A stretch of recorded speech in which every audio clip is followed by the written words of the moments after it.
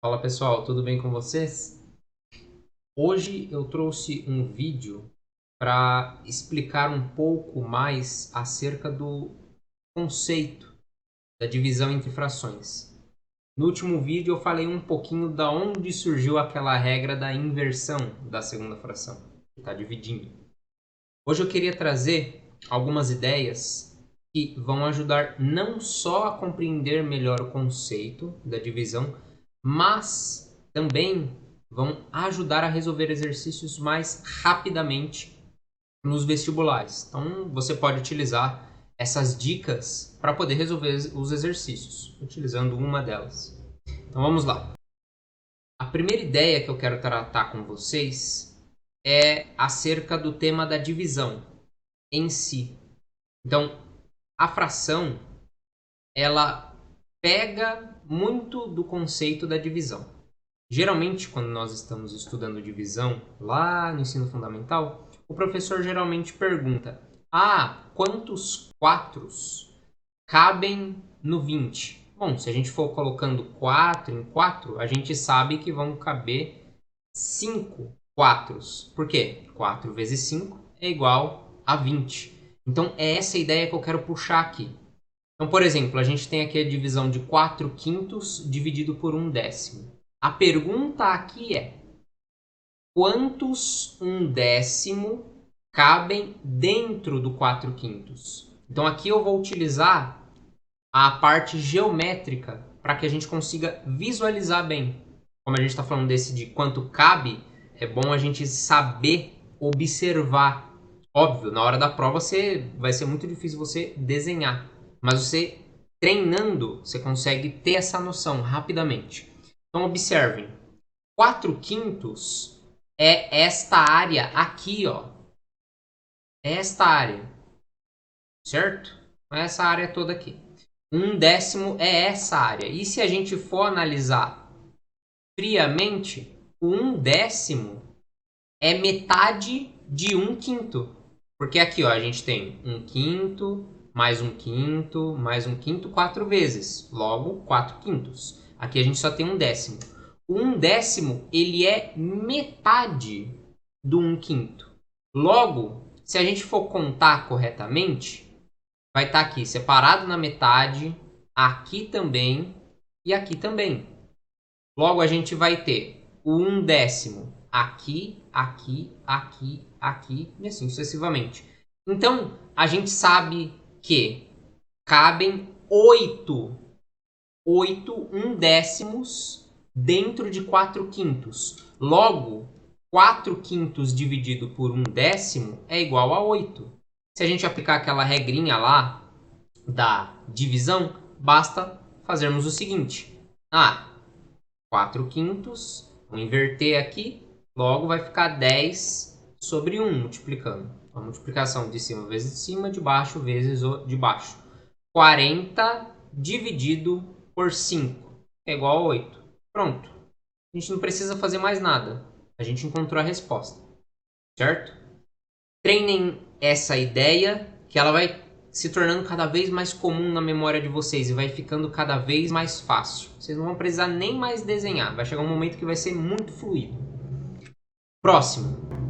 Essa segunda ideia que eu quero tratar com vocês é a ideia de transformar as duas frações da divisão em números decimais. Então, por exemplo, 4 quintos. Se você tem o costume e você sabe transformar facilmente uma fração, uma divisão em número decimal, essa dica aqui é primorosa, é muito boa. Então aqui, ó, 4 quintos. Bom, eu sei que é 0,8, 4 quintos. E eu sei que 1 sobre 10 é 0,1. Fazendo a divisão entre os números decimais, 0,8 dividido por 0,1. Como é que a gente faz divisão entre números decimais? A gente primeiro vê quantas casas tem depois da vírgula nos dois.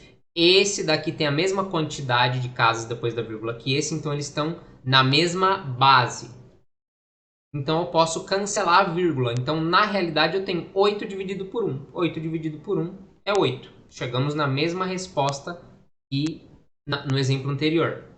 Vamos pegar um outro exemplo aqui, diferente. 7 dividido por 2. Bom, metade de 7 é 3,5. Vou dividir por 1/4, que é 0,25. Aqui na divisão entre os dois números decimais, eu vou ter uma diferença. A quantidade de casas é diferente. Aqui eu tenho duas casas, aqui eu só tenho uma casa após a vírgula. Então o que eu vou fazer? Vou igualar. Como? Acrescentando uma aqui.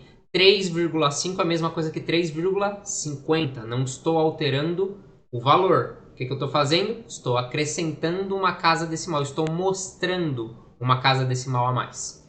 Se a quantidade de casas após a vírgula é a mesma, eu posso cancelar as vírgulas. Então eu tenho, na verdade, 350 dividido por 25. 35 por 25 é 1. Sobra 10 aqui. Desce o 0. 100 dividido por 25 é 4. E 0 aqui. Então aqui eu sei que 7 dividido por 2, 7 meios dividido por 1/4 é igual a 14.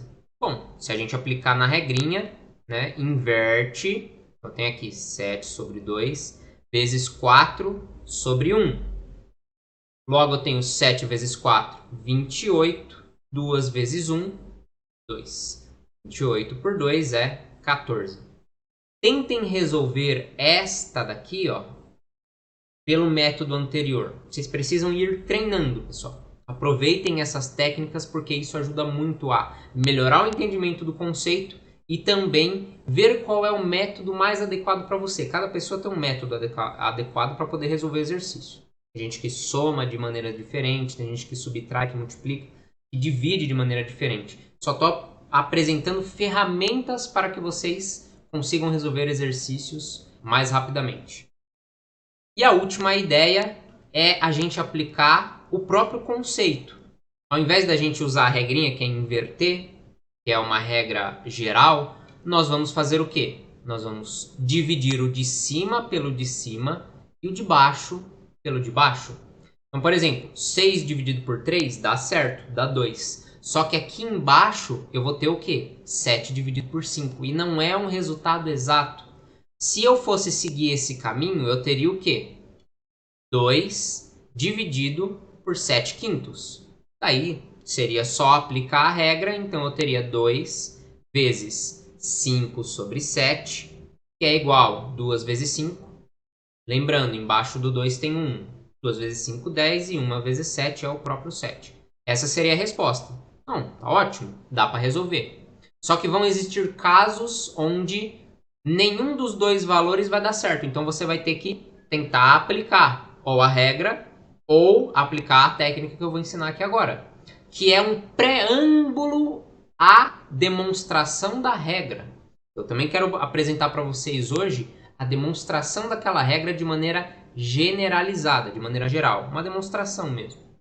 Então percebam aqui. Esse eu posso dividir, a parte de cima. 6 eu posso dividir por 3. O 7 eu não posso dividir por 5. Então o que eu posso fazer? Óbvio, eu posso dividir por 5, mas sem resultar em um número inteiro. Então o que eu posso fazer aqui? Igualar. Encontrar aqui uma fração equivalente onde o 7, o valor aqui no lugar do 7, seja divisível por 5. Então o que eu vou fazer? Eu vou pegar e encontrar a fração equivalente onde o 7 tenha o 5, o número aqui embaixo no lugar do 7, tenha o 5 como fator primo. Bom, 7 é um número primo entre si com o 5, então o que eu vou fazer? Eu vou multiplicar o 7, os 6 sétimos, por 5 em cima e embaixo. Então aqui eu vou ter 30 por 35, é isso que a gente tem aqui em cima. Por quê? O 30 eu posso dividir por 3 e o 35 também posso dividir por 5. Logo, eu posso aplicar a regrinha. O de cima pelo de cima, o de baixo pelo de baixo. 30 dividido por 3 é 10 e 35 dividido por 5 é 7. Então, por que essa técnica ela é um preâmbulo à demonstração da regra? Percebam aqui.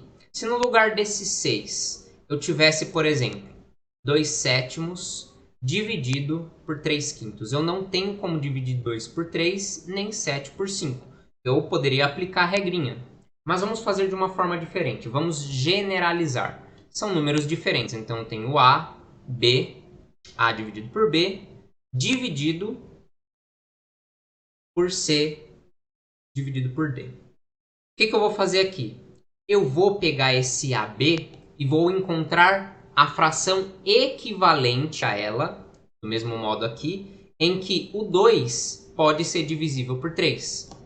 Quando que 2 é divisível por 3? Quando que 2 não. Quando o número aqui com 2 no lugar do 2 é divisível por 3, quando tem o 3 como fator comum. Então, o que eu vou fazer? Vou multiplicar em cima e embaixo por 3.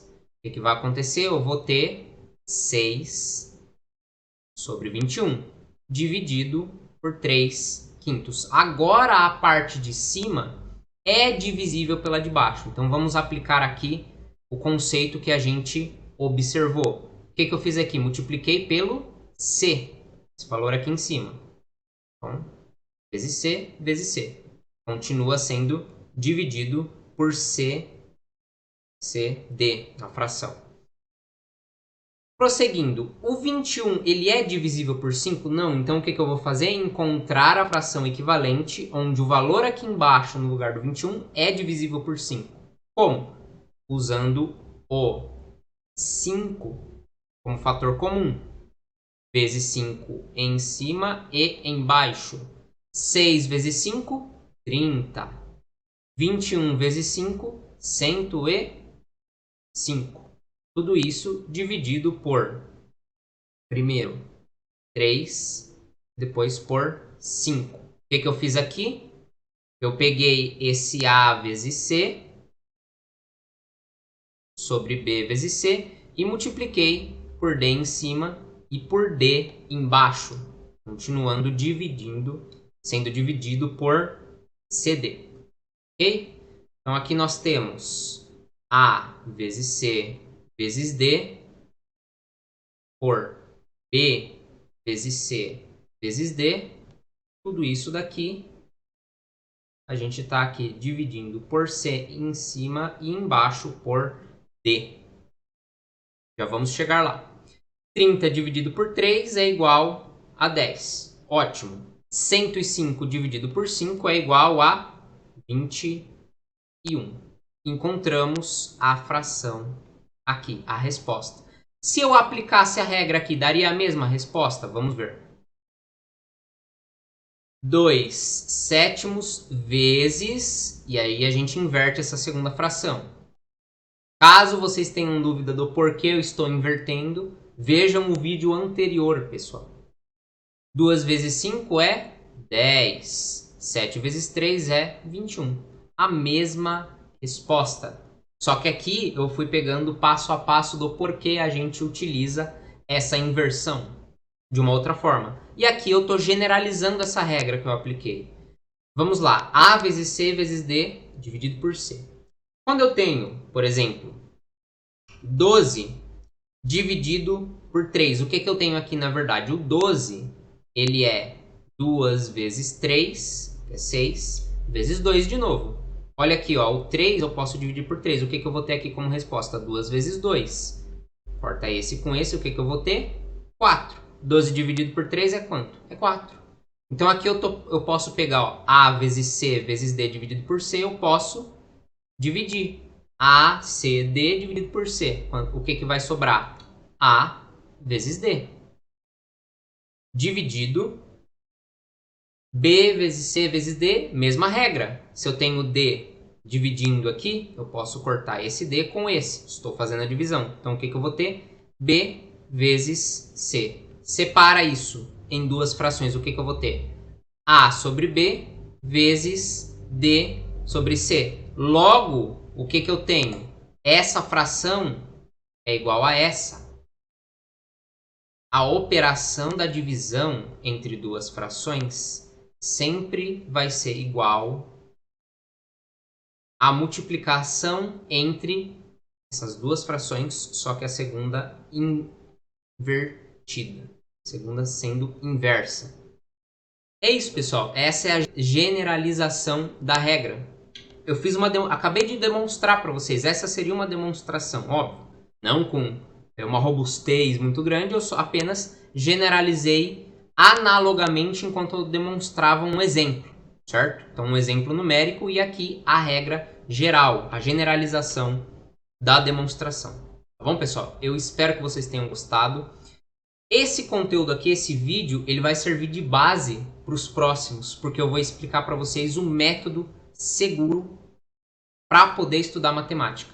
Isso vai envolver os conceitos que eu falei no outro vídeo, vai envolver essa meditação e essa análise dos conceitos. Eu apresentei 3 ideias para vocês resolverem, certo?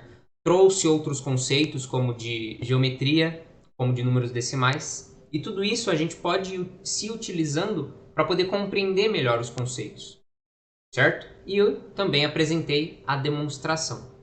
Eu espero que vocês tenham gostado do vídeo.